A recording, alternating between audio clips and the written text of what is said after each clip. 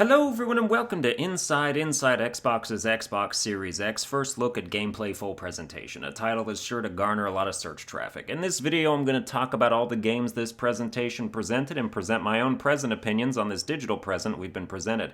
We're first greeted with a game called Bright Memory Infinite, which basically looks like if Titanfall took place inside a giant tornado. We're told this game was actually developed by a single person in China, which is probably why it looks like what happens when there's nobody else on your team to say no to your ideas. Machine guns, futuristic cars, augmented robot arms somehow combined with swords and shields and ancient Roman soldiers, throw in a little bullet storm time dilation and grapple mechanics, plus parkour and car chases. You got about 8 different games blended into one. I can safely say while watching this, I have no idea what the hell is going on, but I guess it looks like I'd play it. The next game is Dirt 5, which is like the last 4, but with the added benefit of being on a next-gen console, and that's basically all there is to say about it. What you can't see in the bottom left corner sometimes when games are revealed, because I allegedly had to crop out a watermark, is the phrase Smart Delivery. This means that if you buy the game, either on Xbox One or the Series X, you automatically also get it for the other system, the Series X or the Xbox One respectively. So you don't have to re-buy games you get on Xbox One in order to upgrade them to the Series X version when the console comes out, which I think is pretty neat. I don't know how it works fundamentally, but conceptually it sounds good. The next game is Scorn, which is just a fucking nightmare, albeit a sexy one. Excuse me, sir, your cock faucet is leaking. This game has everything. Dick spigots, blood bag bellies, corpse fucking, midgets trapped in power armor, people plugging their hot red penis tips into people's mouths and making their foreheads explode into some gore flowers. Like, man, it's everything I ever wanted in a video game. I recommend therapy for every member of the development team after this one comes out. The next game appears to be a dark planetary spacecraft flight game. Not much of it is actually shown. All we really find out at the end is that it's called Chorvs. Oh wait, underneath it, it says chorusthegame.com, so I guess it's called Chorus, but they just put a V in it instead for no reason? Nah, dude, sorry, this game is called Chorvs from now until forever. Can't wait till Chorvs comes out, even though I have no idea what it is. We are then greeted by Kansas City Chiefs quarterback and unfortunate shorts wearer Patrick Mahomes, whose sitting position is not okay at all. He should be in that Scorn game. The spread of his legs suggests he's ready to get it. He introduces us to the least surprising game of the lineup, Madden 21, which is football, but in the year 2021. The next game is Step Up Vampire Edition, otherwise known as Vampire the Masquerade Bloodlines 2, where vampires spend the majority of their time dancing with corpses, and soon-to-be corpses, because being a vampire is just so goddamn groovy. If I had superpowers, I'd probably be dancing too, although bloodlust is disgusting. I prefer to drain the blood from people before I feast on their flesh myself, but that's just me. Following that, we have Call of the Sea, which appears to be a stylized walking simulator that occasionally turns into a swimming simulator. No way of knowing if it will actually be good, though. Those things live and die on their stories. We appear to be a fish lady tracking down her missing husband or something, so I don't know, maybe we'll get to see some Shape of Water action at the end.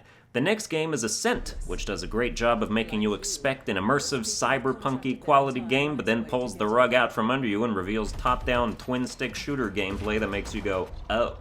After that, we have The Medium, a seemingly Silent Hill-inspired game about a pregnant lady, who I suppose is a medium, that engages with a bunch of supernaturally disturbing happenings. This one looks pretty good, no telling what the actual mechanics are, but the environment and mood is sufficiently engrossing.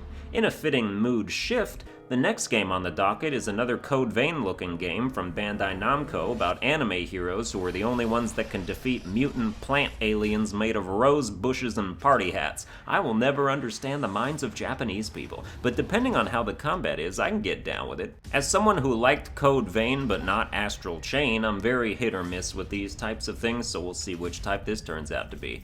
Second Extinction, Reclaim Earth, or maybe it's just Second Extinction, is the next game up, and pretty much all we can glean from this footage is that dinosaurs are bad and we must very gorily tear them to pieces with our automatic weapons. It looks co-op, which is a plus. Maybe it'll be a fun FPS diversion. The final new game reveal is Yakuza Like a Dragon, which is more Yakuza, which is a positive thing to say about it. I'm not caught up with the other games, but Like a Dragon seems like it should please everyone who's liked the game so far.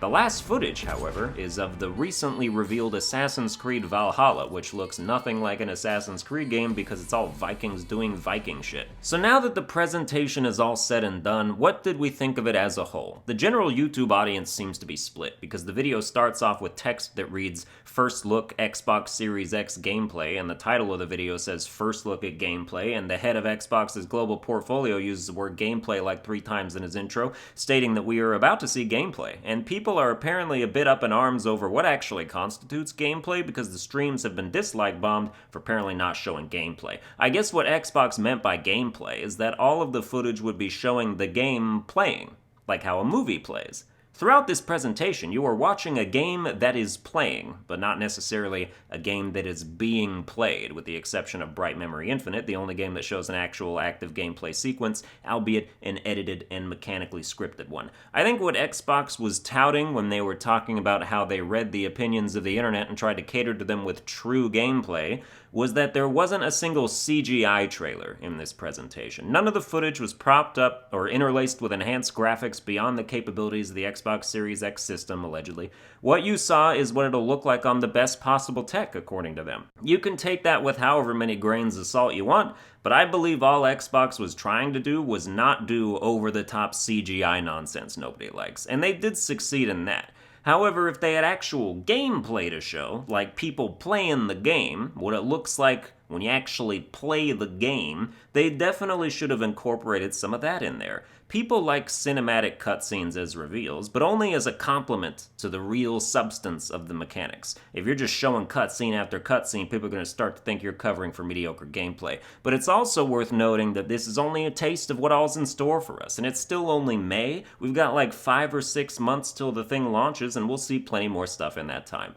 So that's going to do it for this video. I hope you enjoyed it. If you did, you can like, share, and subscribe. Follow me on Twitter at Sunburned Albino, and I will see you guys next time.